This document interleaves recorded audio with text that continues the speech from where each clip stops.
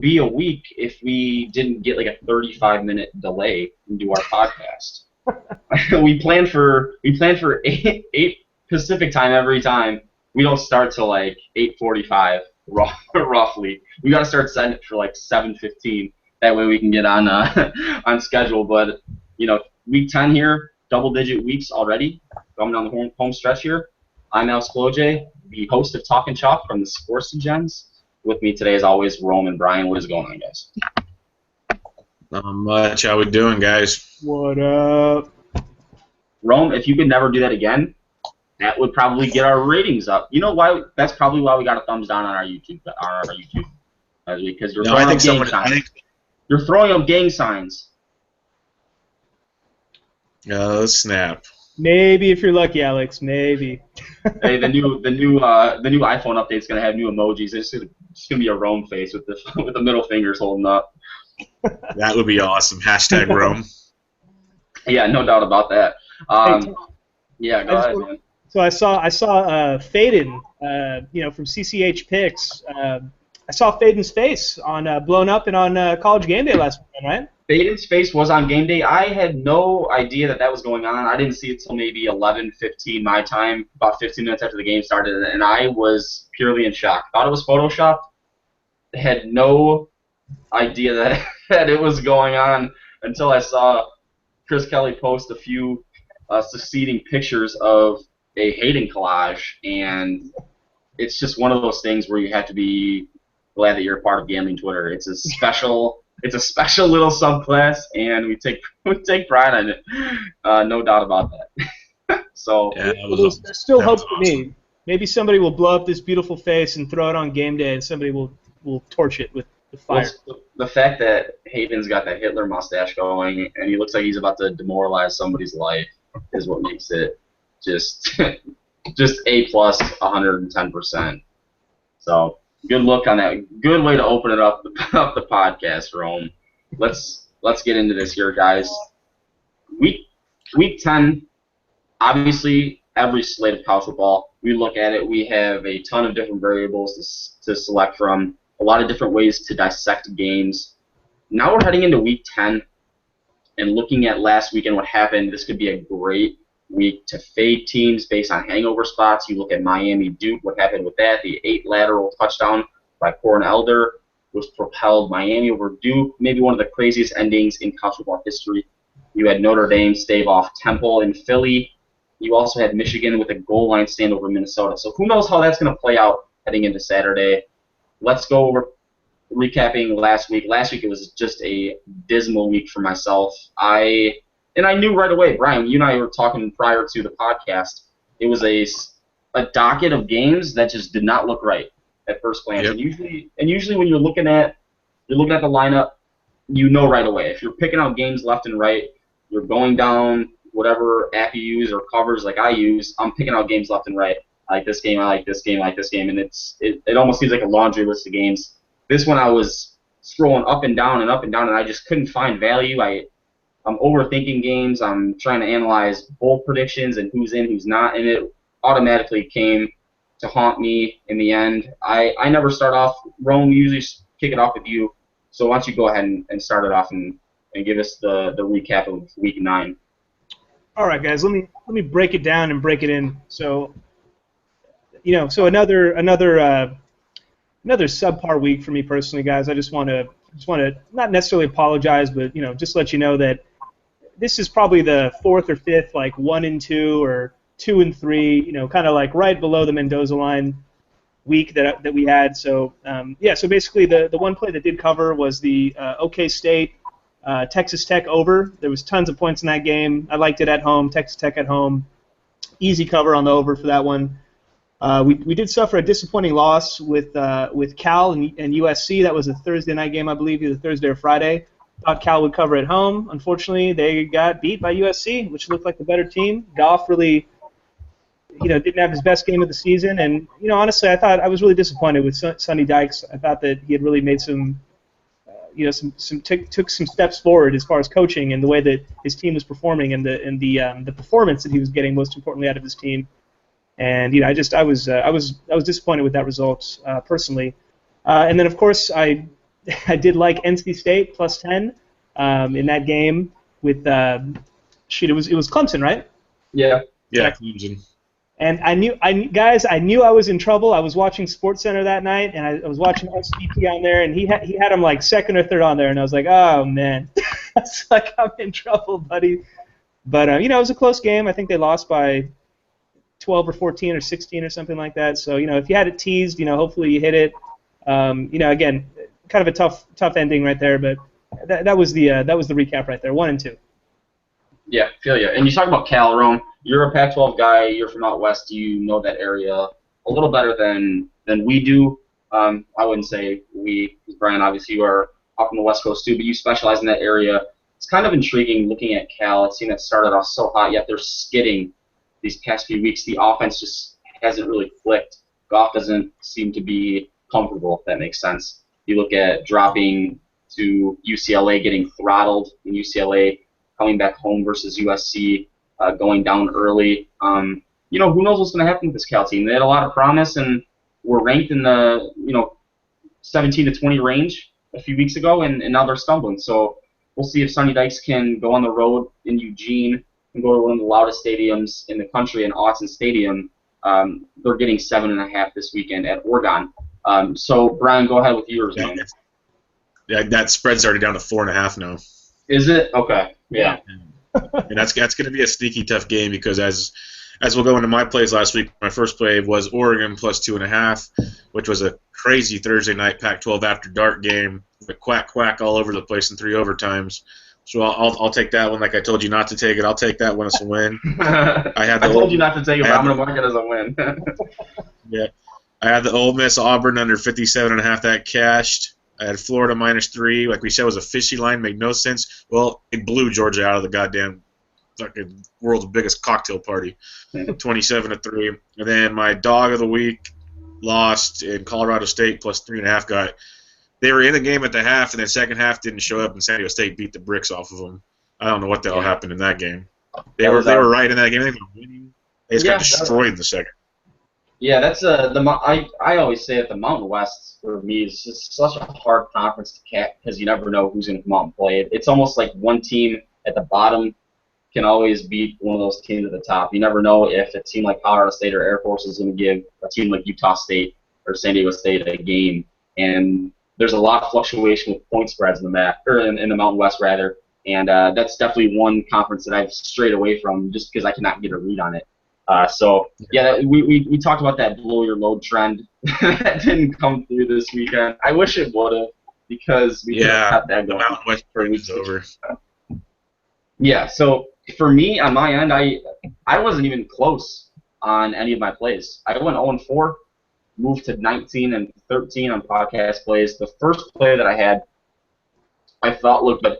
And it ended up not being good at all, was the Georgia Tech Virginia over. Thrown out to 17 points in the first quarter, a 7-point second quarter, and Georgia Tech looked like they had no interest in it. I know it's so easy to say once the game is over, but looking at Georgia Tech, before that Florida State win, when they had blocked the field goal, returned it and won in miraculous fashion, they had looked just so bored.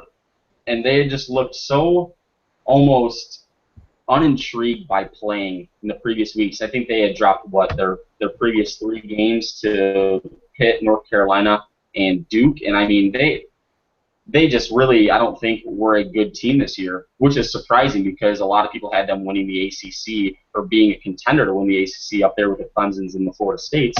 Yet you look at them, and it was more of an overreaction thing than anything, the public backing them versus Virginia after winning that Florida State. I mean, that was pretty much Georgia Tech's quote unquote Super Bowl, if you want to call it that. But coming off a big win, I don't know where I was not taking Virginia. Obviously, like I said, though, it's so easy to say that. But my second play was Duke first half -7, and sure enough, they failed to cover their first half spread of the season, which is my own fault because I went off a trend. But at the same time, I thought they were in a good position. I thought the Blue Devils were in a great position with Miami coming off with Noel Golden, no Brad Kaya, and they just got dusted. The score, honestly, wasn't as close as it should have been. I think Miami single-handedly battered Duke and really exposed the Blue Devils in Durham. And then the last play that I had was the Iowa State-Texas over, which had no chance at all. That was just a terrible play on my part. Akron, my upset alert, held Central Michigan to 14 points. I will never bet on Akron ever again, nor do I think I will be touching any max spreads because I think the odds makers just kind of wait till they do the Power Fives and then get to that and they're just like, whatever, we'll make Bowling Green like a 14-point favorite every weekend and every home team a 3-point spread. It's just, it seems like the easy money's there and I just haven't been able to take advantage of it. So, 0-4 last week. I will say this, I do like a lot of stuff on the card this week. I'm planning to, quote-unquote, bounce back, per se, like everybody. So I'm excited to get into it. Let's get into our plays of the day. Rome, start them off, as always. But. All right, guys, I just wanted to add something to this week, since we're in double digits now, so you guys get gunshots.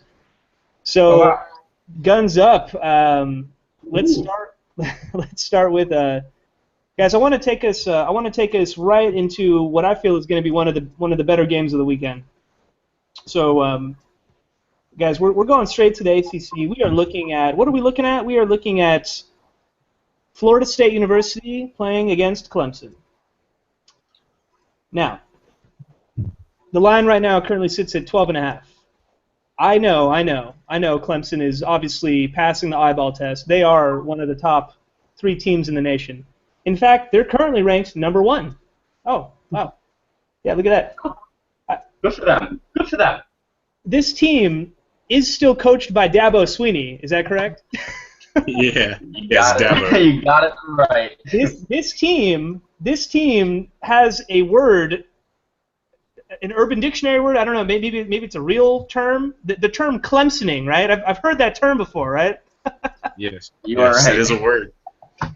Gentlemen and everybody out there listening, 12.5 is a lot of points. I understand Florida State's going on the road. They're going into Death Valley, into Clemson. Really tough environment to play. Clemson's looked like one of the best defensive teams out there. Deshaun Watson has, really cleaned up his game and really looks great. I mean, honestly, he's been playing really, really well past couple weeks. But I think especially since again, we're going to need to see if Dalvin Cook is going to play. We're going to need to see if Everett Golson's going to play. But the backup quarterback who played last weekend for Florida State played really well, and I mean, was throwing it down the field like it was no thing. Like it a beat. So I'll tell you what, I think Jimbo's got a little bit of a fire lit under his ass, and I think he wants to go into this game and make a statement. So you know what? I would love 12.5 points with a Florida State team that's always strong defensively. That is in a spot looking to play for an upset. Give me the 12.5. I really like Florida State in this spot. Yeah, this is a game that I will be nowhere near, as taking a college game day will be at this game. Is this where the site is set? No, isn't it LSU Alabama? Oh yeah, that's right. That is right. So it will be LSU and Alabama.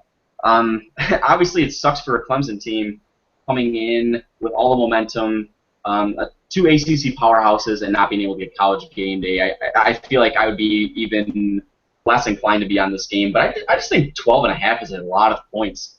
And I don't know who was commentating the game. Syracuse versus Florida State last week. They made a really good point in McGuire being at quarterback in replace of Everett Golson, and obviously Dalvin Cook not being there. But McGuire was really efficient in throwing the ball downfield.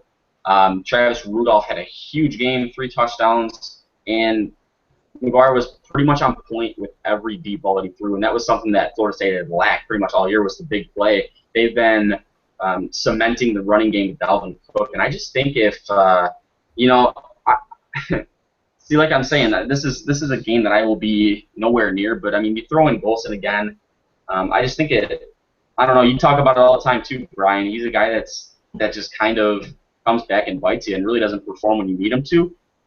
But I think 12.5, even with that defense, is too much. A lot of points. It's a lot of points to give.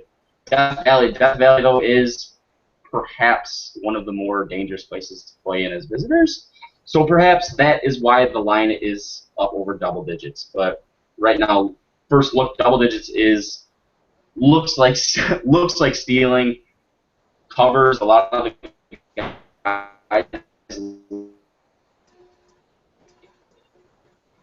Florida State too. But like I said, that's not a game that I will be near points. I would love to see a close game. I would love to see Clemson be tested in Death Valley. I think that is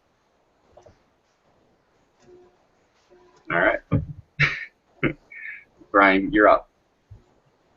Okay, my first play of the night is going to take place, or play of the week, play of the day, whatever you want to call it, will take place tomorrow night on ESPN. I believe it's a 7 Eastern start. No, it's 6 o'clock my time start. We're going to take the Missouri-Mississippi State under 43.5. It's a low total, but fuck. Look at Missouri, the last 3 games they've played. Yeah. They scored 3, 6, and 3 points. You look at Mississippi State in the SEC. You take away Kentucky scoring 42 against Kentucky. Kentucky is Kentucky. We talked about this last week. Big Blue Nation does not exist unless it's on the hardwood. They played LSU, Auburn, and A&M, and they scored 19, 17, and 17. So they haven't really been able to put much together in the SEC either. I know, and Missouri brings a very good defense. 0 offense. Matty Mock has officially gone for the season, given I think the backup's a better quarterback. But you could, if you're a trendy guy like some people are, you can just go down your covers, trends, and everything. Got Mississippi State 8-0 in their last 8 conference games. They're 5-1 on the under on the road. They're 4-1 unders on Thursday nights. You could go down Missouri and it's 5-0 in the conference, 13-3 at home. It's under not one over trend in the entire thing. Yeah. Most of these teams lack offensive ability against quote-unquote real conference teams. So I know it's a short number. Mississippi State might truck Missouri for all we know. I think they're going to win. I think they're going to cover, but it is a home dog Thursday night. We know how that goes, Alex. So give me the under 43.5. Oh, you made Alex day right there. It's just such a crazy concept to think that a Missouri team that had in the previous few years under Pinkel in the SEC had been so good and had been so competitive, and now just the transition of losing. You look at Dorial Green-Beckham, Bud Sasser, James Franklin's gone. I mean, the offense array. There's no push on the offensive line. There's no offensive firepower. There's no explosiveness, and I think you kind of need that in the SEC. I know that everybody looks at the structure of it and thinks that it's a run-first and ground and pound conference, but you look at the evolution of it over the past few years. Look at teams like Auburn and Ole Miss, Tennessee, even Alabama last year with Blake Sims. It's a conference that is kind of drifting over to a spread-it-out attack, and Missouri just, Yeah, no, it's so hard to watch Missouri play right now because, like I said, 3, 6, and 3. That's all they scored the last 3 freaking games. The competition hasn't even been that strong. It's just been bad. Yeah, and the thing is, a game like this it almost requires little to no research. You could just do the eye test, unless you could find something that says Missouri's going to find an offensive game plan against Mississippi State, or Mississippi State's going to cover the over by themselves. Then you're justified in saying that the under is a good play. You just haven't had any facts or details that point to a high-scoring game. So there's right. There's no reason to go against something that's been absolutely hitting at a gaudy rate. Like you said, the only thing that scares me is Mississippi State getting it themselves. That's the only thing that scares me because I could see Missouri maybe getting lucky and getting 10 points, maybe getting 10, but at the same time I could see Mississippi State scoring in the 40s and then being like, oh shit, there goes that. But all it takes is 31-3. Yep, that works for me. Guys, I just want to give a quick shout out. Not only did we get Michael Sam's name on that list, Alex, but let's not forget the video that surfaced over the summer of Dak Prescott getting jumped at the concert in Florida. Yeah, that was messed up. Rooting for you, Dak. Hey, it wouldn't be a week if you weren't shouting out an SEC player, would it? Seth Russell the week prior was Nick Chubb. You're just all over the grid, man. Just living in my own world. You're a kind guy, and that's why I like you. Let's get to play of the day number 1. For me, I know I talked about hangover spots. I talked about teams that are coming off of big wins or big losses. I'm going to go take a little bit more of a scenic route and maybe take less of an exterior in terms of hangover spots or spots in general. Let's talk about the Arizona State Sun Devils, a team that we faded last Thursday versus Oregon as 2.5-point favorites. Obviously, we took the Ducks. Arizona State's going to be catching 3 points at Washington State on Saturday. Now, I saw a lot of negatives on Thursday when the Ducks traveled to Tempe, but I also saw a lot of positives. Now, Washington State severely has progressed in terms of defensive line play. They matched Stanford's play for play last week and ultimately lost on minute and 45 seconds left. There was a field goal by Stanford. So it was a tight game. It was a tight game, but I think this is what bodes well for Arizona State is that they have this advantageous edge over the Cougars in that the Sun Devils want to quote unquote, and I know I'm going to use this like it's running out of style, but they want to get the ball into the playmakers' hands and let them make a play. It's not going to be a case where like Stanford does is they want to wear you and physically just maul you down as the game goes on. Arizona State's not going to try and physically push you around like a Stanford team. The ball's going to be out relatively quick. Berkovici desperately needs a huge game to keep the Sun Devils in bowl contention. I feel that the value's on the road team here. I think we're maybe overvaluing Washington State just a little bit. I think I'm going to roll on the Sun Devils plus the 2.5 points, still averaging 42 points per game after a loss under Graham. Better matchup here for the Forks. So give me the Sun Devils plus 2.5.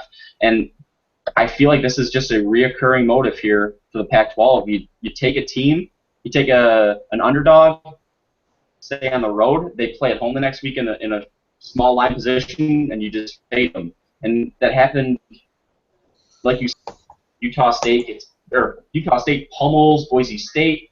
The next week they're small favorites at San Diego State. San Diego State beats Utah. It's almost like the transitive property here, seemingly, but I think that it's just going to be an overreaction in terms of Stanford having a lot of trouble on the turf, wet turf out in Pullman, Washington State.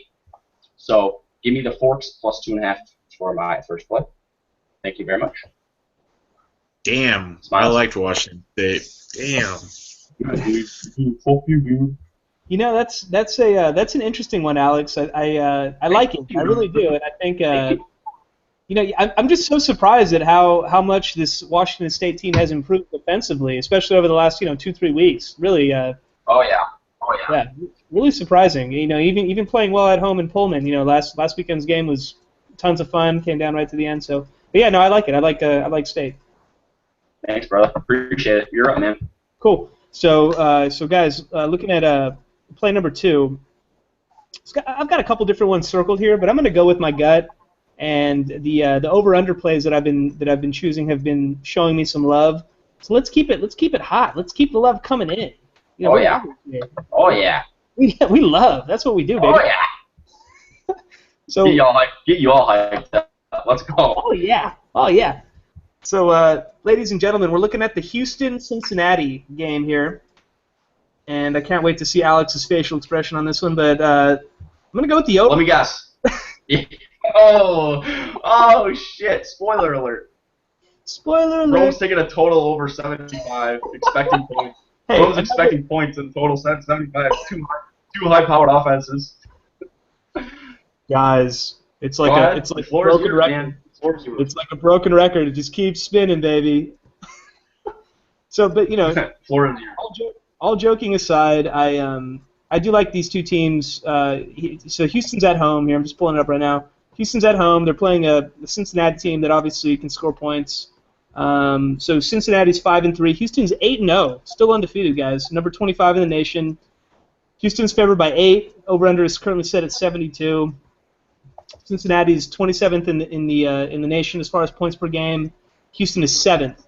So again, I think the final score is going to be somewhere along the lines of like 50-something to high 30s, if not low 40s. I think it'll be a great game, probably back and forth. And let's see if we can keep the good mojo going on the overs.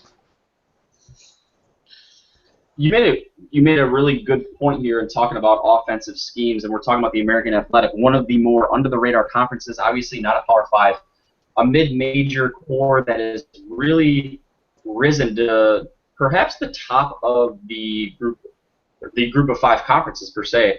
You talk about Temple, you talk about Houston, you talk about Memphis, you got Navy in there, Cincinnati. I mean, these are some high offensive power clubs that I think is going to be the crux for the college football committee having to extend the playoff to 8 teams, I would say by 2018, 2019, because I just think it's unfair to have one of these teams.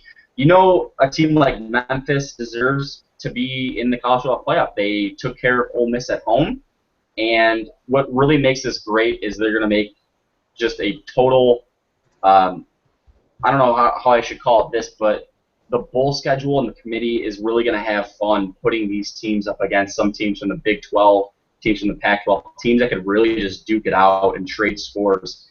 And I think it's great for college football that teams like Memphis, teams like Houston, teams like even if Tulsa getting up, if they can, kind of rise to the occasion, teams that are really just fun on offense. So, yeah, never a bad play taking a Houston over, let alone a Houston and Cincinnati over.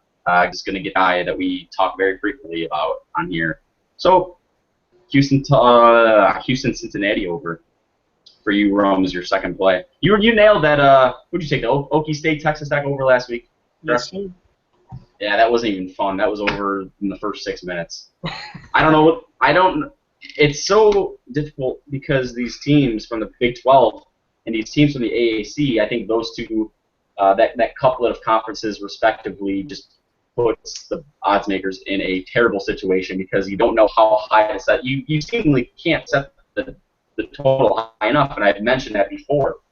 Teams like Texas Tech and Oklahoma State specifically, I think are going to see 90s. When TCU and Baylor play, I mean, imagine if Seth Russell was playing for Baylor, that total, that would be, we see big. Should be fun. Hoping for an offensive firepower game. Your second play, Brian, what's number 2? Okay, number 2 is going to go with one that might become more public as the week goes on, or maybe already is. I haven't even looked at the numbers that much on it. But I am heading to College Game Day, and I am taking LSU plus 6.5 at Alabama. Woo! I know it. Rome and I were talking earlier. I could see Bama showing up and rolling, but there's something about the Mad Hatter with rest. He's both teams coming off a bye. Did we just lose Alex? Got LSU coming off a bye. The same with Bama. LSU. The Mad Hatter's 5-2 his last 7 with a bye.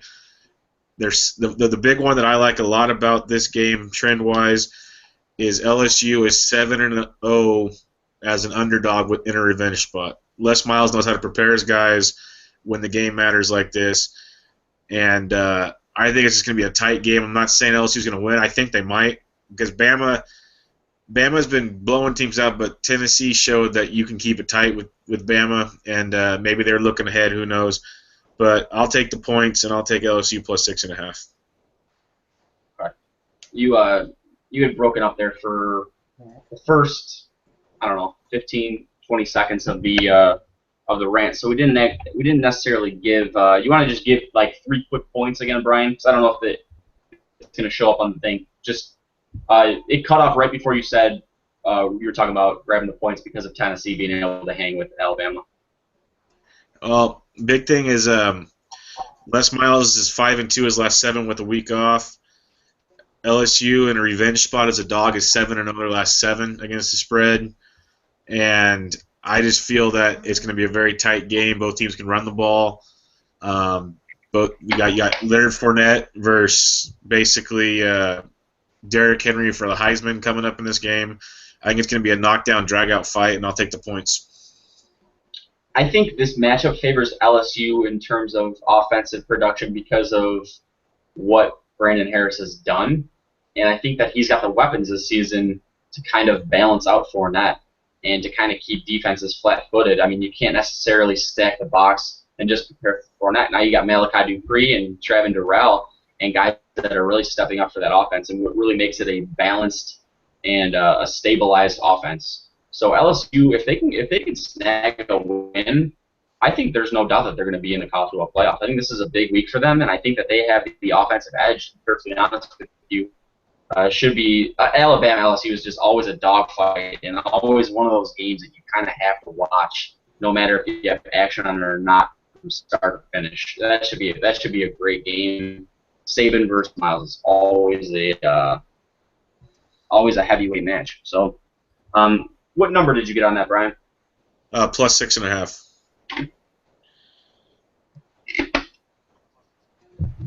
Plus 6.5. Yeah. Yes, plus 6.5. I'm not sure if we're having technical difficulties or not, but I'm going to go on with play number 2, and it's going to be the over 57, and what originally appears as a square play. You look at Marshall's offense this season. The Thundering Herd offensive production hasn't been as good as it was last season. Now, Michael Birdsong suffered an injury. They inserted freshman Chase Litton to somewhat act as a Band-Aid over the wound, and he was titled the so-called game manager. Well, last week versus Charlotte, head coach Doc Holliday pretty much gave him the reins and told him to throw the ball, and the guy ended up throwing for 450+. So I expect Marshall's game plan to be a run and gun. I think Litton can build off of that. I think Middle Tennessee State's quarterback, Brent Stockstill, another one of the good quarterbacks in the conference. I think building off of that, Marshall having Litton kind of revamp the offensive unit. Now you got a trio of wide receivers that have inched forward, have progressed. They've gotten better every week, and now they've brought in special teams returner DeAndre Reeves. He's playing some wide receiver. Hylik Foster's playing some running back in place of Devin Johnson. I expect this unit to be a lot better than it has been. They had some great numbers last week. And obviously Middle Tennessee State, you look at, they need 3 wins to be bowl eligible. I think this will be a big test for Marshall on the road defensively. So give me the over 57. I know it may seem square, but Marshall hasn't seen a lot of totals in the higher 50s this season because of their offensive struggles and their defensive production. So take the over 57 for my second play.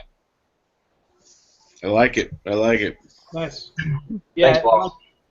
I like it too, and I just wanted to say, Brian, that Alabama LSU game, that's obviously one of the best games of the weekend. And if it was any other year, I would just automatically auto play the under. Just whatever the number is, it's going to go under. That's how it's been the past 2 or 3 years, probably in a row. This year, I think both teams can score, and I think that I like the over as a play.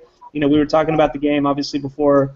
I think LSU is a strong play. I think it's gonna be a great game. So, I'm just hoping for a lot of points. That's probably what I'll be on. And shit, I hope Bama wins by like 3 points or something. All right. So moving on, guys. So,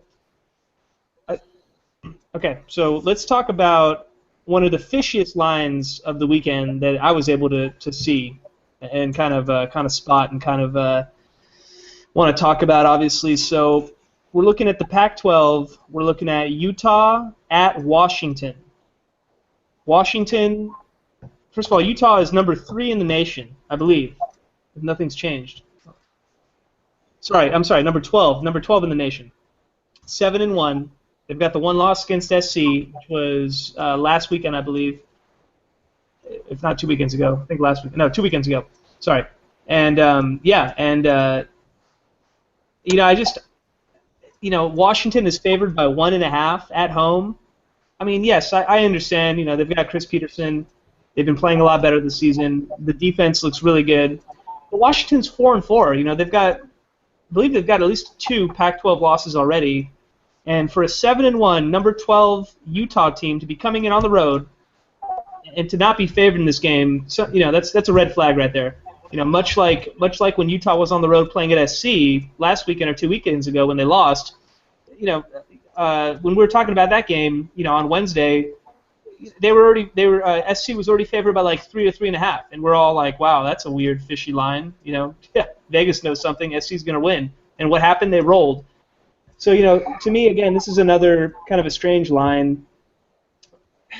I mean, so for all the listeners out there, this is a perfect opportunity. If you like Utah in this spot, and if you think that this line is all wrong, I would wait for I would wait a little bit because I think honestly I think that people are going to look at this line and they're going to say, hey, why is Washington favored? Oh, they're probably going to win. It's the same situation like 2 weeks ago or a week ago. Let's bet Washington. So if you like Utah in this game, guys, wait it out. Wait till the same day. It might even go a little bit higher. It might go to I don't know +2, maybe even +3, maybe. And again, I'd love your input, Alex. And I'd love your input, Brian, on this too. As it currently stands, I will take Washington -1.5 at home. Only because this line it stinks worse than the fucking Seattle fish market. So, just want to talk about it. Yeah, no, I agree. I think if you look at, I think I might be breaking up a little bit. My audio might be a little bit bad here, guys. But if you're thinking about taking Utah, you look at what happened 2 weeks ago playing against USC, opening up as 3.5-point dogs. I mean, if you would have waited on that line, you would have gotten 7 or 7.5 on Saturday afternoon. I mean, that's great to get that touchdown plus that hook, but at the same time, USC rolled. I don't know. I don't know even if you want to wait. I don't know how good it is. I think this is either play Washington or don't play it at all. I think it's walking into a death trap, walking on coals if you're going to take Utah as a dog, being the 12th ranked team in Washington. I think that Washington matches up well with Utah in what they want to do as far as being able to kind of stalemate that defensive line, maybe get the ball into playmakers' hands quick, try not to, avoiding turnovers is going to be huge in this game for Washington, obviously, with their quarterback play. Utah rather has a huge edge with Wilson. Britton Covey, there's a lot of guys in that offense that are good, but I think that this is going to be a low-scoring, tight game that may come down to a last-second field goal. But like you said, Rome, I think you're directly on the right page as I am. So I looked at this game and was wondering why the hell it was a pick'em. I originally had Utah as 5.5 to 6-point favorites, so that automatically just raises a red flag. And if I was to take Washington or lay off, I would have no problem doing it, no matter what happened. If Utah was to roll by 10, then so be it. But this line just does not look right to me. And I think if you're going to play, it's going to be. I think you got to take the sharp move here and take Washington because I think there's value with Chris Peterson and a team that's pretty much been flying under the radar in the Pac-12 all season. I don't think the 4-4 record says the whole tale. I mean, beating USC in the Coliseum, nearly taking care of Boise State week 1. I think it's a lot better team than people perceive, and I don't know exactly how much Utah. The mentality is going to be there. I mean, they still have one lost to USC. Obviously, if they were undefeated, then it could be a different story. But, if this game was played a few weeks earlier, then I think Utah would be the right play. But right now, I do not think so. Yep. Go ahead, Brock. Okay, my next one is a drink heavily, early morning start of the game. I am taking Texas Tech, West Virginia under 79. Ooh. I love that play. Yes. I love it. Drink heavily. I absolutely love it. I don't think Texas. No, my biggest thing on this is A, early morning kick. B, Texas Tech is traveling to West Virginia after just getting demoralized. C, West Virginia is an under machine, and everybody thinks they just score because years past they have been an offensive back and forth thing. They don't score. Yeah, and they play defense. Just because Bill Murray from Kingpin is their frickin' head coach doesn't mean they're going bang, bang, bang, scoring up and down the field anymore. You look at West Virginia's season. Every game has been under 70 points except one, and that one was against Baylor. They kept Oklahoma to 44 points in the combined 64. Oklahoma State was under 60 combined or 65 combined. And TCU only put up 40 last week. 40 in TCU. I don't give a shit who Texas Tech has. Kingsbury can go play quarterback if he wants, but he's too busy with some cheerleaders probably in a hot tub the night before and won't make it. But give me the West Virginia under. I really think that I think it's like a 41-27 type game. Yeah, I have 38-30. I mean, I like Tech. I don't. Forgive me for saying this right now, but I think Texas Tech has a hard time scoring. I really do. And I think when you look at the offense, Patrick Mahomes has been great. He fits exactly into that scheme what Kingsbury wants. He wants a guy that can move and that can just dink and dunk 5 yards downfield and take shots when he can. They might not have Jakeem Grant on Saturday. He's their all-everything guy. He's their guy in the slot that they look for in the return game. He's a guy that can break 0 to 80 in 5 seconds. I mean, he's that good. And I think if he's out or is not 100%, that's a huge blow to the offense. I know in an offense where you're running 5 wide and you got guys like Devin Lauderdale and Ian Sadler and guys that make plays and can rack up 10 for 100 every time they take a gridiron. But mixing up those schemes and then going to Westlaw for a 12 p.m. kick after being blown out, I mean, not saying blown out, but literally just having your heart ripped out from a rival, I don't see any jump start in Texas Tech's game whatsoever. I like the under 2. I really do. I think this game stays under the total, and I think I can literally say I think it's a phenomenal play. Yeah, because last week, like, Texas Tech, I just don't even know where their head's going to be. I already said Grant's going to probably be out. They were beating Oklahoma pretty confidently early on there, and then just a slew of interceptions and turnovers, and Baker Mayfield playing his butt off like he's capable of. Oklahoma ran the doors off of them, and just didn't even. But that's kind of been a trend for Texas Tech this year. But I don't know where their heads are going to be. West Virginia can't be feeling great. They just got the crap kicked out of them and still only got 40 points to TCU. They're going to be at home. Like I said, I see it being like a 41-27 type game or whatever. It's going to be in the 60s, but it ain't getting to 79. I know it's technically hard to prepare for a 5-wide scheme. A team that likes to run a lot of different looks, they like to do a lot. It's hard to game plan for a scheme like that. I don't care how much time you have, but you look at West Virginia having an extra day and a half to kind of get their heads right after a loss to TCU, which wasn't necessarily a bad loss. I mean, it wasn't anything where TCU was lighting up the scoreboard. It wasn't a prototypical game where Boykin was running wild. I think West Virginia did a pretty phenomenal job of holding them in check for most of the game. I mean, Skylar Howard missed a few deep balls early in the game, but I think you can absolutely progress off of that. I think you could absolutely clear your mind and kind of get back to the grindstone here. And I think the 8-point spread says a lot. I really do. I think you look at it, and a lot of people you'll find like Texas Tech this weekend getting that 7.5 plus. I think that says a lot. I think it's way too easy. That line is just baiting people. They're both too average at best, and it's a freaking touchdown spread. Are you kidding me? Like, Vegas is not stupid here. This happened a few weeks ago with West Virginia. You know what might be a great play, Brian, is Texas Tech's first half under 17.5, or full game team total under 35.5. That could be very solid. I think if you look at Texas Tech first half, and I'm just going to throw this as a side thing, Texas Tech first half under 17 or 17.5 could be a great play. There you go. You heard it, folks. Bang them hard. Bang them. We're fading Texas Tech and we're fading points, which means it'll be 14-0 with 11 minutes in the first. Red Raiders. Yep, I'll be drunk on a plane. No doubt. I'll be beer bonging Clorox. Atta boy. Yeah, no doubt. Oh, I'm up, right? Are we on play number 3? Yep. Correct? Yeah, okay. I'm going to go. Well, we've been covering a shit ton of Pac-12. I'm going to actually stay with this one. I don't really like laying chalk on the road. I've preached this. I've preached it to the choir. I've given my sermons. I've lectured to the crowd. Laying double digits is even worse. It's pretty much asking for Satan to just grab you right by the gonads and tell you that you're a loser right to your face. But here's what I'm going to do. I'm going to lay the chalk with Stanford at Colorado, and here's a few reasons why. Last week was a near mishap for Stanford. Okay. Playing in that wet turf, terrible conditions, on the road, night game, Washington State's crowd was into it for the first half, and David Shaw even said, we're not playing good, we're not getting any offensive push, we're not making plays.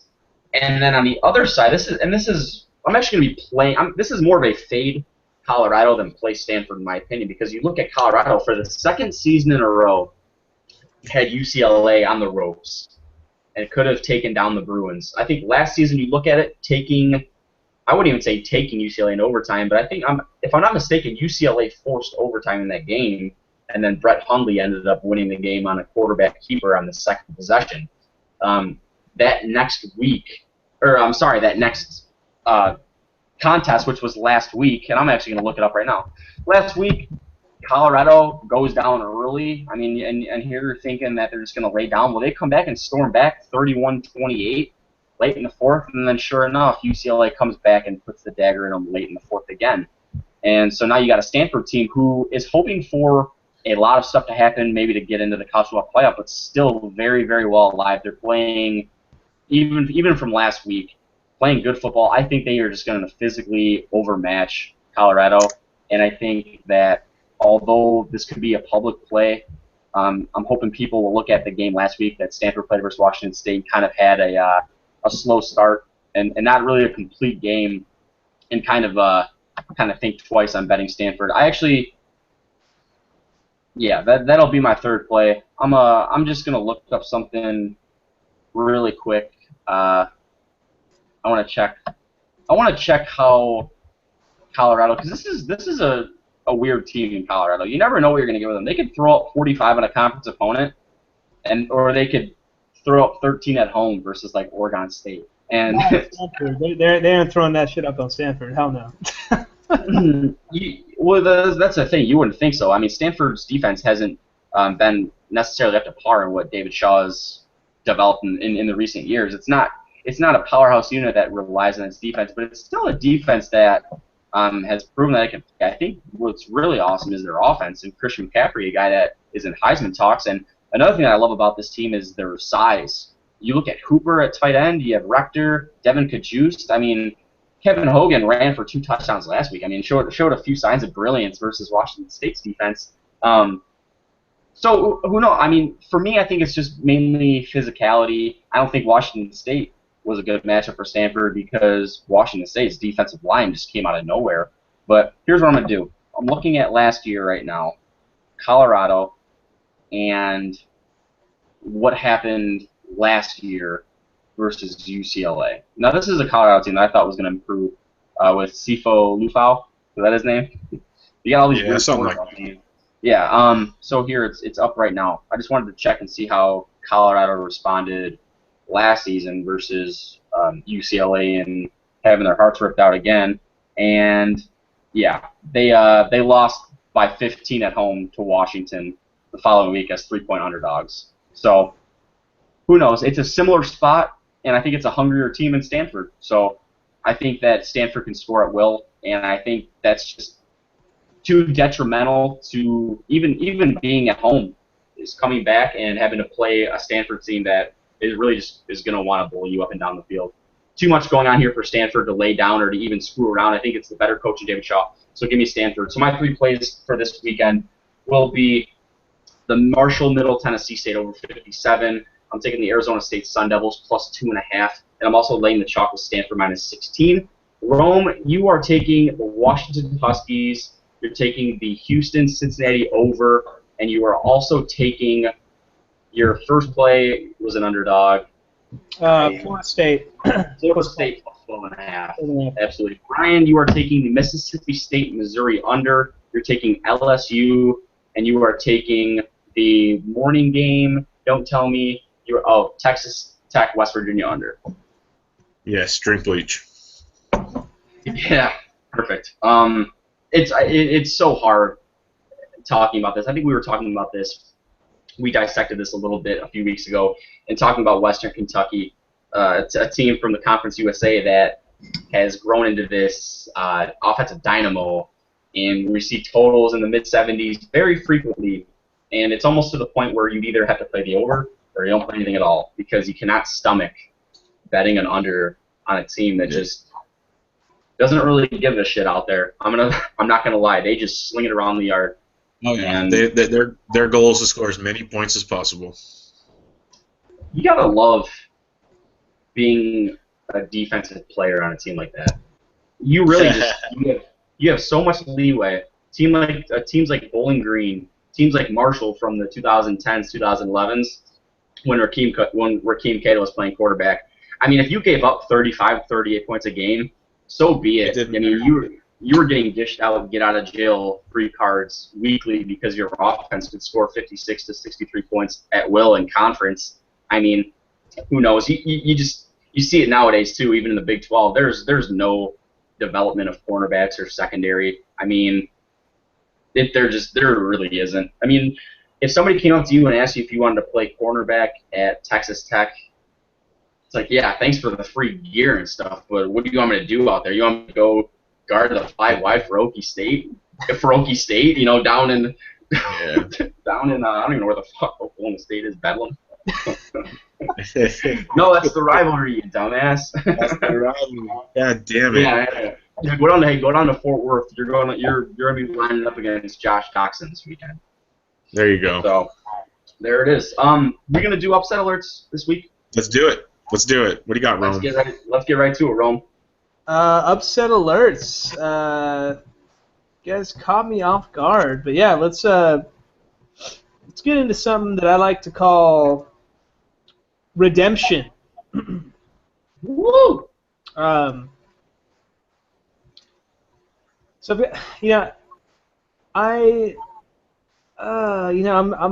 got a couple really that I'd like to talk about. I mean, I feel like there's a couple really good ones. Let's do this. I'm just gonna hone in on this game. I think I did well last weekend on upset alerts. I apologize. I wish I was a little bit more prepared in that regard as far as having that record available. But let's go with another undefeated team that I feel like it's got a pretty decent chance of straight up losing this weekend. Notre Dame? No. Ladies and gentlemen, we're looking at none other than the Iowa Hawkeyes playing at Indiana with the Hoosiers. I like it. Yeah, Iowa's undefeated. They're 8-0. They've got a great defense, and they're playing very well. I want to give them credit where credit's due. But at the same time, their strength of schedule, it's not quite what it should be for an undefeated team. Meaning it's been a cakewalk for them. I don't want to say that. That's what the press and the media and that's what's been. It's what my brain is essentially soaked up after listening to all this BS. But the more that I like it, Indiana, this Hoosier team is a team that can score offensively, if nothing else. They've got a dynamite running back. They've got Sudfield who can make plays. They've got a backup quarterback who can make plays. Game's at home. Indiana really helped me out. It was either 2 or 3 weeks ago when they played Ohio State, and they covered on that one, on that big 21-point underdog spread. They didn't win straight up, obviously, but it was right. Came down right to the very last play of the game. So I think the Hoosiers going to be, again, Iowa -7. That's makes me want to think that I will probably win this game. But hey, at the same time, I like it. And there's a couple other good matchups that I like this weekend. Couple games that you guys have already discussed. So I wanted to keep it with something fresh and new. So we'll keep it right there. Let's go Hoosiers. Let's go Hoosiers. Cool. There you go. This is one game, and I'm just gonna give my 2 cents. Last week I got burned on your upset alert. Piece. What the hell's your name? Rome. I thought Notre Dame was gonna come into Philadelphia and just run all over Temple and just do whatever they want. So kudos to the Owls for showing up. That was a nice pick. You also picked Washington State. I didn't know about the conditions, obviously, so I gotta give myself a pass on that one. But I don't know. This Iowa Hawkeyes team, it's so weird. If you were to tell me that these guys are going to be undefeated and ranked number 9 heading into Week 10, I would tell you to kill yourself. I really would. For me, I'm just going to flat out say that I like the Iowa Hawkeyes this weekend for no real particular reason. I think that Indiana poses a problem because of their passing attack. It's a scheme and it's a offensive blueprint that Iowa's really yet to see. You look at the teams they played so far: Northwestern, Wisconsin, an Illinois team offense has just gone down the drain. You look at the injuries to Ferguson and Geronimo Allison, obviously that offense is nowhere near where it was last season. Pittsburgh, North Texas, I mean, they have yet to really be stretched out and that's exactly what I think Indiana's going to do. They got some really good wide receivers too. The one matchup you guys got to watch, which is going to be a great one, is I hope that Iowa cornerback Desmond King, who's one of the top in the nation, is going to be matched up with Simi Cox Jr. for Indiana. And big, tall wide receiver. I want to say he's like 6'3" or 6'4". A guy that's been making a lot of plays for that offense. The guy that had to replace Shane Wynn last season as the go-to guy. So I think this is going to be a great game. I think the over is a good play. I really do. I think Iowa can have some success running the ball and with play action on the stage of Bethard. And I think that Indiana can score some points. I personally, the only reason that I like Iowa is because I think that it's just me. If I was to say that I like Indiana, it would only be because that's just my sharp side saying, oh, I think I'm going to take the home dog. But right now I just think there's something special with Iowa. I don't think they're going to be looking ahead. I doubt they'll go undefeated. But a team that's kind of riding momentum, I like Iowa. Not going to play them, so I will be rooting for you, Rome. Go ahead. I know you want to. Alex, I just want to say I agree with everything you said. King is a savage, man. King he is, man. Legit, dude. That guy, I love that guy. I love the way he plays. One more quick game. Hopefully, I'm not stealing, either you or Brian's thunder. I just saw it. I was scrolling down the list of games. Guys, look at this Penn State at Northwestern game too.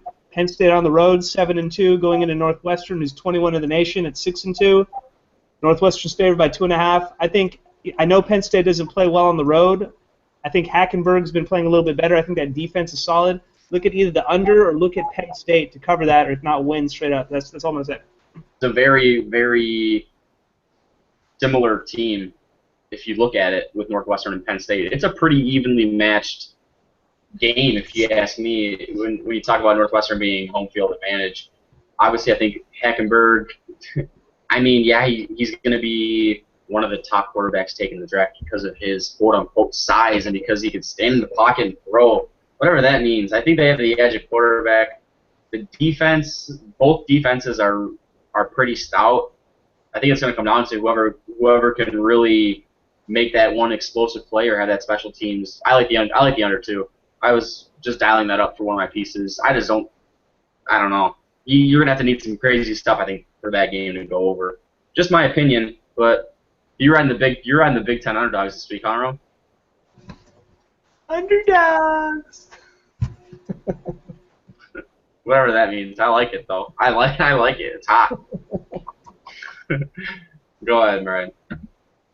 Okay, mine technically I don't feel as an underdog, but Vegas does because they made him +3, and this might be the chalkiest, most public play you're going to find out there. Marshall? But it goes back to a game you talked about earlier, Alex. I'm picking Marshall +3. I just don't know how. It's like the way I felt about Oregon last week. I thought they were the better team. I couldn't figure it out. This fits straight into my Oregon mold from last week. If you want bullshit trends, Marshall just does phenomenal in Conference USA. First off, they're 5-1. They're 6th last overall. They're 4-1 their last 5 conference. They're 8-2 in their last 10 road games.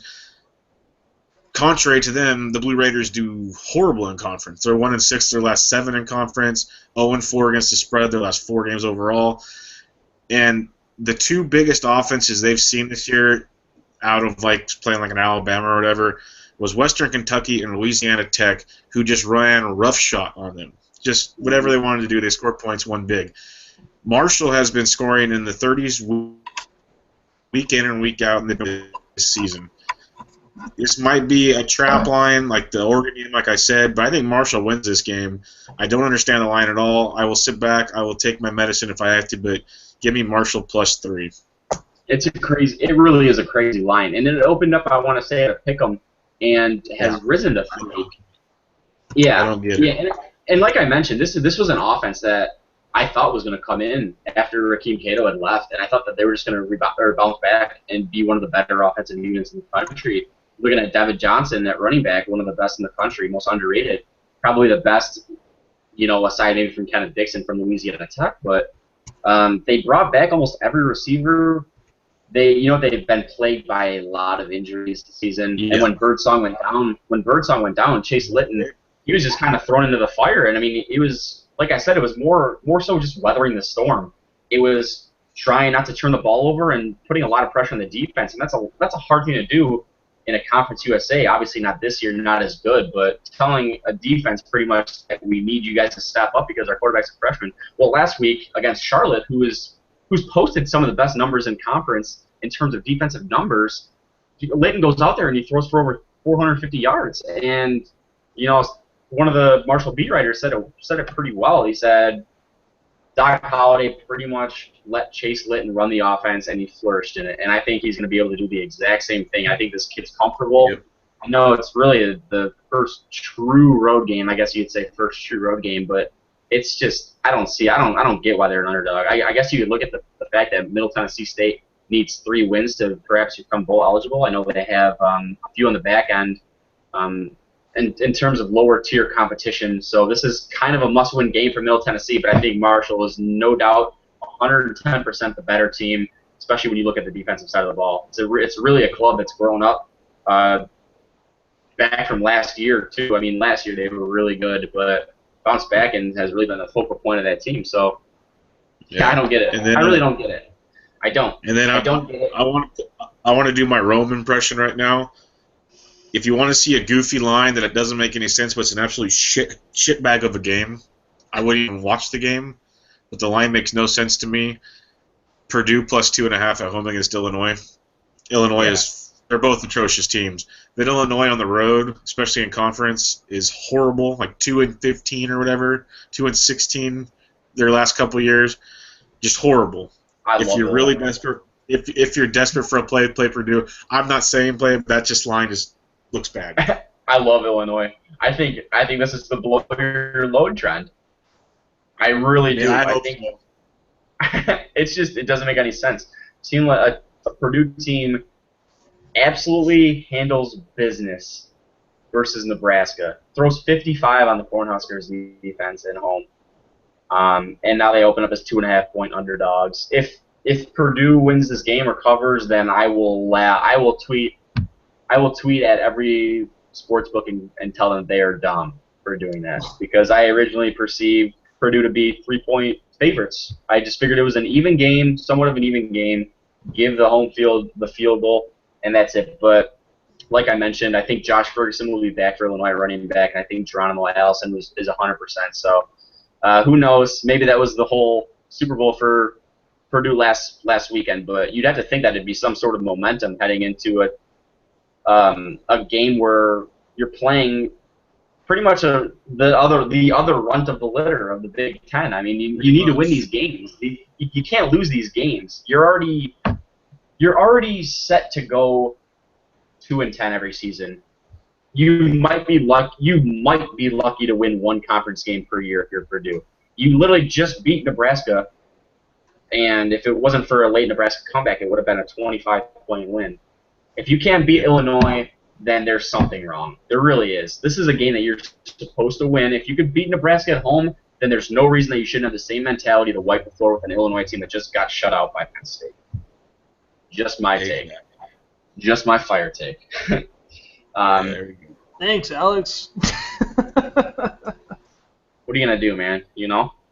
Hey, I just want to, just really quickly, looking Sure. at the details of this Marshall-Middle Tennessee game that you guys were just talking about.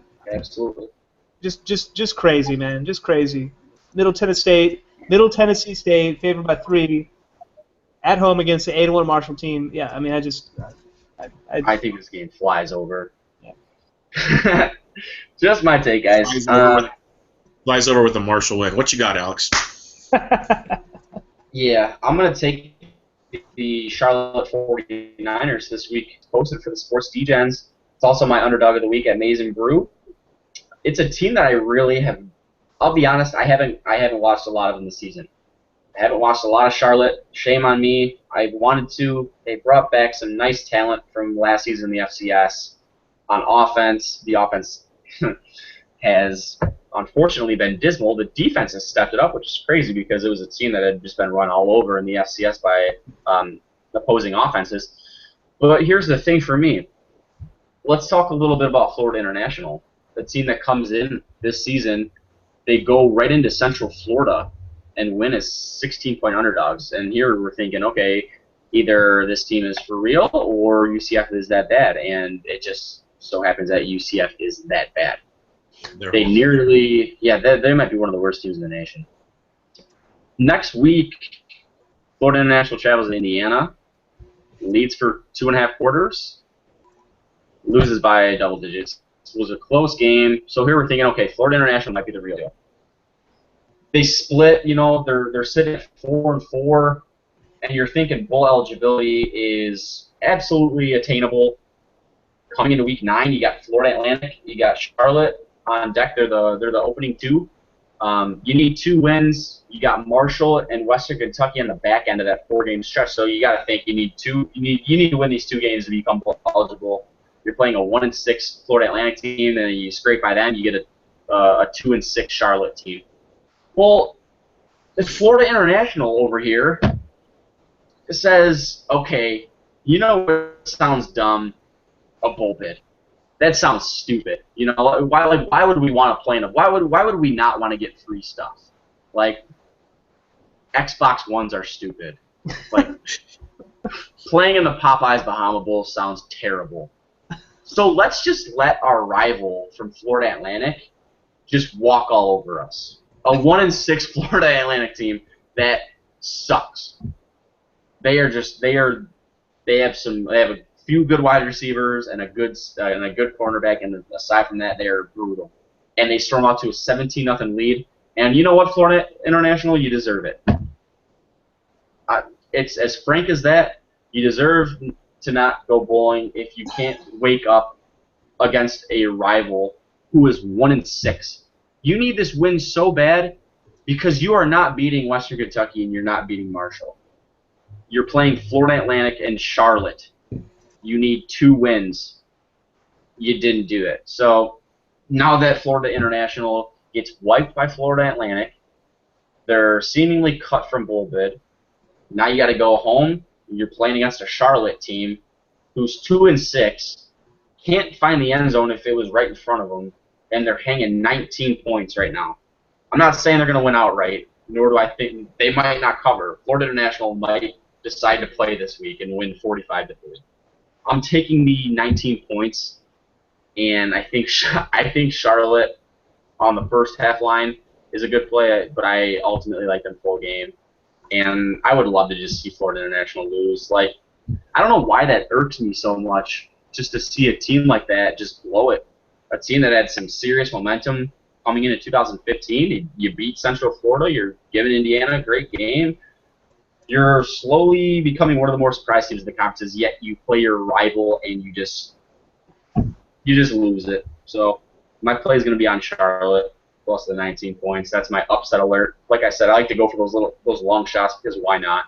So if you're feeling risky, throw a quarter of a unit on it. Throw 1 unit on Charlotte plus the 19 points, and we'll see what happens. Get him. Hangover spots galore. God damn, my eye itches. But it feels so good. Damn pink eye. All right. Let's dissect some of these games from our biggest fans, because our supporting base just loves us. They came out strong today. I know. We have 1 viewer. To our 1 viewer, thank you very, very much for viewing in. It's late where I'm at. I have class tomorrow. I'll probably be spending my time on my laptop checking line movements and not learning about consumer behavior. So with that being said, let's talk about NC State BC from our boy David_O_SR. David O Sr., my man. He says he wants to know about game 357 and game 358, which is North Carolina State Boston College. Love it. My guy. We go, what games do you want? He throws us the numbers. That guy's a fucking savage. I loved it. Loved it. Dude, that guy is a goon. Fucking savage. Hey, yo, D, if you're listening to this right now, I'm drawing you a picture later. That was too good, man. That is the most savage. That's the most savage move of all time. He literally made me. I was in the middle of making food, and I saw that tweet. Like, I had food on the oven, boiling over, and he's like, "Can I get 357 318?" I rushed to my computer to try and look up what game he's talking about. I got pasta spilling over the oven, starting fires. I'm like, what game is he talking about? Going through the slate. NC State coming off a big loss versus Clemson, a game that they were pretty much well in reach of for most of the game. going to be going on the road versus one of the better defenses in the country. They're laying 4 on the road, and the over-under is 39. So, Rome, do you have any take on the Wolfpack? And we get Boston College. We get Boston College every weekend. And the total's like 37.5, and I just have no input whatsoever. But I think I'll throw something out here. So I'm still getting the giggles out. Again, my guy, David at David_O_senior SR. You're my guy. You just brought me back to Vegas when I was standing in the book and I was trying to place my bet and I was giving names because I didn't know the numbers. And I was like, bro, I can't even see the fucking board. Like, if you position the board better, then maybe I could see the fucking numbers. Thank you. Yeah, thank you for bringing me back, dude. My fucking guy. Throwing the numbers out there like we're in Vegas. I love you, man. That's my fucking dude. So anyways, yeah, I think NC State, really showed us with Jacoby Brissett. He played well last weekend. It wasn't quite well enough to pull off the upset or really even to cover the +10. But, I liked him last week. Coming off a tough loss, you never really can gauge how a team or a player is gonna respond to that type of a loss. But at the same time, I think they got a high-powered offense or strong enough offense. And yes, BC's got a great defense. Like Alex said, all the over/under numbers for the past like 3 or 4 weeks have all been super low, in the 40s and the high 30s. But it's hard not to like NC State to cover that, if not win straight up. So give me the Wolfpack. Brian? This screams of letdown city after that Clemson debacle. I just don't know if I trust Boston College, but I play the under 39 personally.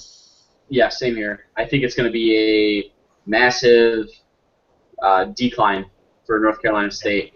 And, I mean, the offense was good. The offense showed a lot of signs of,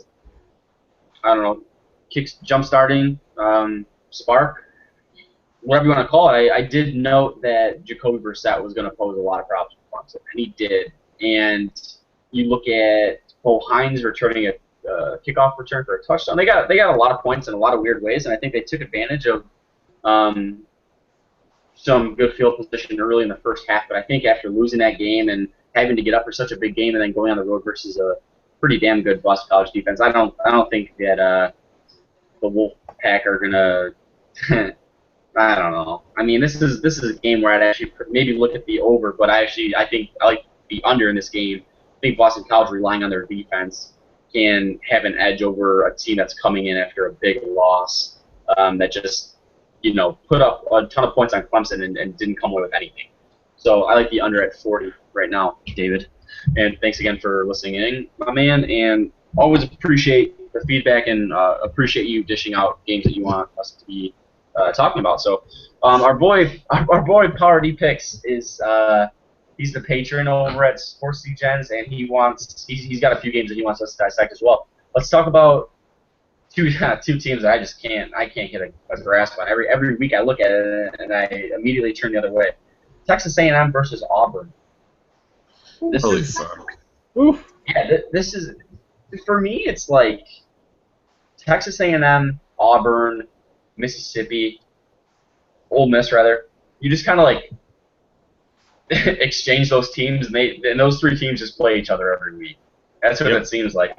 And every line's 7, and every over/under is like 57.5 every game. So it's like Auburn's played Texas A&M. This is like their 3rd time playing this year, isn't it? I mean, that's what it seems like for me. I'm just gonna start off.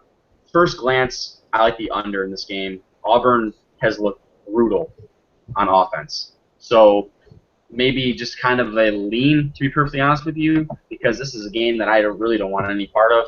But give me the Auburn Texas A&M under.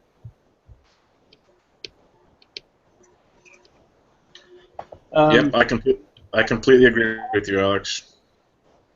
Under Thanks, City. Rome? Yeah, for me, with Texas A&M, we really just don't know what we're going to get. Are we going to get the good Kyle Allen? Are we going to get the bad Kyle Allen? You're probably not going to get Kyle Allen. Yeah, Kyler Murray. Yeah, Murray's playing. Okay, so shit, you might not even get Kyle Allen. Yeah, Nice. so I honestly, I think Auburn is actually trending a little bit. I think that last weekend they really backup quarterback put together his first pretty solid game. I think that he was making some connections with a lot of those bigger Auburn wide receivers. I'm actually really surprised that Gus Malzahn has let this defense deteriorate the way that it has this year. And I mean they've lost a lot of games this year. They're 4-4. A lot of people had them with Jeremy Johnson potentially winning the SEC this year. They thought he would be another Cam Newton, which obviously he was not, at least not yet. Um, yeah, -7. I'm gonna roll with my fucking guys. I'm gonna roll with my guys. Let's go with that under. I think these are two underrated defenses. It is at home at Texas A&M, or I guess in what is that? It's in Dallas area, right? College Station. College Station. I've never been to Texas, man. I don't know where the fuck that is, but yeah. Kyle, Kyle Field, College Station, Texas. Yeah, man. So I'm gonna roll with my guys. Let's go under 59 on that one. Yep. I agree. I just something's just weird with this Auburn team. I mean, you look at the offensive statistics, just glossing over it and thumbing through it. Just nothing, man. We talked about this last week. Duke Williams not being present in the offense. It's been a lot of Sean White, and it's been a lot of Ricardo Lewis. And aside from that, I mean, Peyton Barber, flashes of him here or there, Rock Thomas, but it hasn't been a stable unit that's strung drives together. It's seemingly a feast or famine offense that has shown minimal signs of explosiveness, and it's just such a shame to see an offense that fast and an offense that runs that scheme. What it could have been with Jeremy Johnson in that offense. I thought it was going to be like poetry in motion, but that's not. So maybe fans and bettors are still looking at the name Auburn and thinking that this is a high-powered offensive unit. I do not, nor do my friends over at the Sports Gens in Rome and Bryan. So yeah, it looks like we're going to all be rolling on the under at 59, which is at currently right now. So our boy Brian Chapman has 2 Big Ten games. Now we went over Penn State Northwestern a little bit. Rome, you said you like Penn State and the under, correct? Yeah, so at Hee Haw Philly 977 Brian Chapman. Just talking about that game, I did list it as one of the potential underdog spoiler alerts, upset alerts of the weekend. Yeah, I just think that of those two teams, I think that Penn State is the hotter team right now. I think that they're playing better both offensively and defensively. I think that Hackenberg started a little bit slower, but has recently picked up his play. And yeah, obviously Northwestern had a hell of a start. They were undefeated for a while. Obviously a great defensive team. Yeah, they're back at home. But you know what? I think that these two teams are very similar. I think that they're strong defensively, very stout. And I just like Hackenberg with a little bit more experience. Yeah, he could fuck it up at the end, but he'll probably win it. So give me Penn State in the under on that one. Yeah, hard game for me to look at. It's just one of those games. I mean, another 39 total, low spread, could be a 14-13 game, or it could be a game where if one team takes a shot deep to start off, or one team gets a kick return. I mean, it could just kind of implode from there. So right now, for me, there's nothing that really says to take the over, because both teams run from Penn State more so runs from the huddle, whereas Northwestern, you'll get a series of looks with Clayton Thorson and whatnot. So for me, my first glance is at the under, but it was very minimal research. It was just kind of doing the eye paper test. So for me, I like the under. Northwestern's defense at home, and Penn State's defense has been playing pretty outstanding, aside from that Ohio State game shutting out Illinois. Pretty much holding its ground. So if this game's being played in the trenches, then I don't see why the under couldn't be a good play. But Brian, do you have any take on it? My only take, I'll keep it short and sweet, is the under. I like both defenses to do their thing. Both teams will run the ball. I know Hackenberg likes to throw it, but I think they'll eat a lot of clock, and I like the under 40.5. Yeah, and like I said, we talked about this too, Brian, on Missouri, Mississippi State. There's just really nothing, unless you could find something that says that there's going to be an advantage maybe in the wide receiver position, or that there's going to be holes that you could drive Lamborghinis through. I just think both teams are very, very good defensively on the front. Could be some weather there this weekend as well. So keep an eye on that game, but looks like we're all on the same page on that one too. And then also Brian at Hee-Haw Philly 977. Ohio State, Minnesota. The Buckeyes are going to be 23-point favorites over Minnesota Golden Gophers. Total sitting at 52.5. You got Minnesota coming off that heartbreaking goal line loss, which, I mean, probably sit here for decades and talk about what could have been, and Jerry Kill not being there in Minnesota. You got an interim head coach. I'm gonna actually start out with this one because the facts and the hot takes are just flowing right now, coming to the forefront. I think when you look at this game, there's just so much surrounding it. You have J.T. Barrett, Ohio State quarterback, being suspended. There's a scholarship getting pulled. You have Jerry Kill not being on the sideline for Minnesota. You had an interim head coach traveling to the shoe after a very, very brutal loss to the hands of the Michigan Wolverines. To think if Minnesota was to overcome Michigan last weekend, how that would play into this weekend.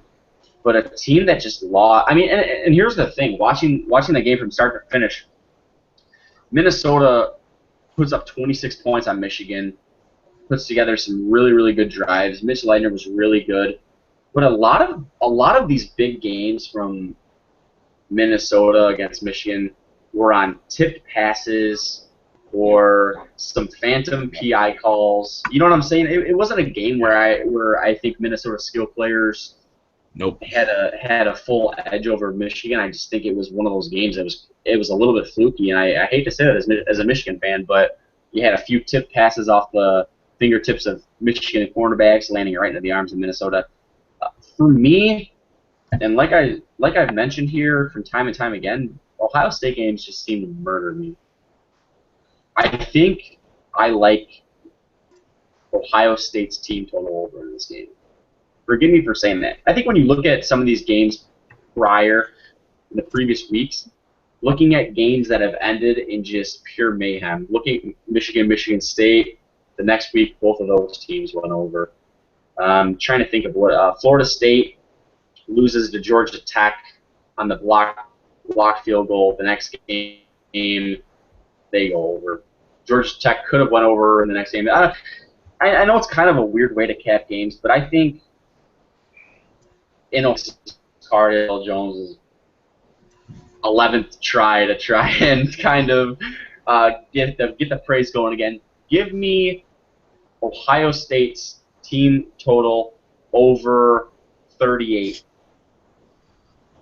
I know that was a long rant. I feel like there's just so much surrounding that game, but I'll take the team total over. I'm gonna get burned by that.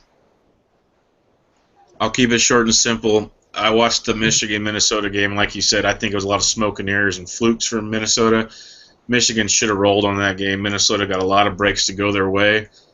I don't see them getting those breaks in the shoe at night. I like the under 53.5. Ohio State's going to get theirs.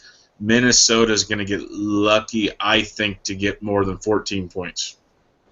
And Cardale Jones, as we've seen all season, that offense stalls under Cardale. So it's almost worth. If you like the under, you almost like Minnesota 23.5.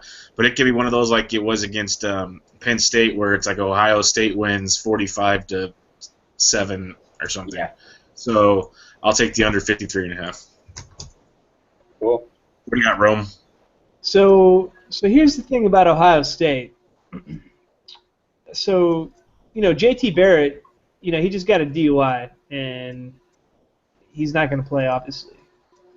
But Urban Meyer, he's got Cardale Jones, and I mean, good Lord, he's even got Braxton Miller that he could throw under center, if he really needed to. They've got guys that know how to play the quarterback position. They've got talent. They still got Ezekiel Elliott. I mean, arguably, Ohio State has still not played up to their potential this season. I mean, and they might have had 1 or 2 weeks. I think 2 weeks ago they played a pretty solid game. I think it was the first or the second week that JT Barrett started. I think it was, I don't know. Anyways, originally I was going to say Ohio State rolls in this game. I just looked at the number. The number is 23. 3 scores, field goal.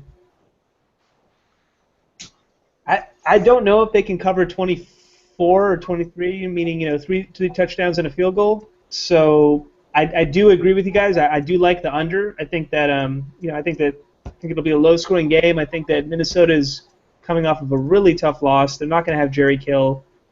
It's just just the motivation that to play for this game is going to be really tough to find for Minnesota. So I mean I do like the experience though, whether it's Cardale Jones or whether it's Braxton Miller. Obviously, I have a feeling it's going to be Cardale. So you know what? Yeah, I think that Ohio State will. I want to say they'll cover the 23, and I want to say that the game will probably stay under. The number for that is, oh shit, it's 52.5. Yeah. Yeah. The more I think about it, that really screams like it's just going to be an Ohio State blowout. They might win like 40 something, 50 something to, like 10 or something. It's going to be a blowout. 23 points is a lot of points. I know Minnesota hasn't played up to standards necessarily. Looking at the first few weeks of the season, they held TCU in check. And then after that, it was just they struggled to find any offensive rhythm versus the MAC. Looking at Kent State, played Akron as well, I want to say, or Ohio rather. Colorado State nearly lost in overtime. And they lose to Nebraska at home. I mean, just get shelled. Come back from Michigan, nearly win. I don't know.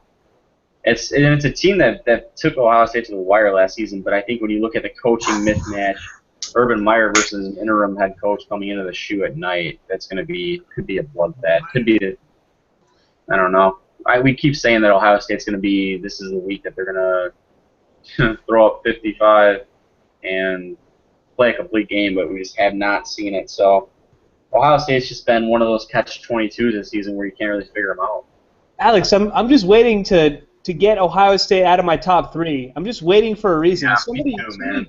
to do something so I can get them out of my top 3, for God's sakes. You and I both, boss.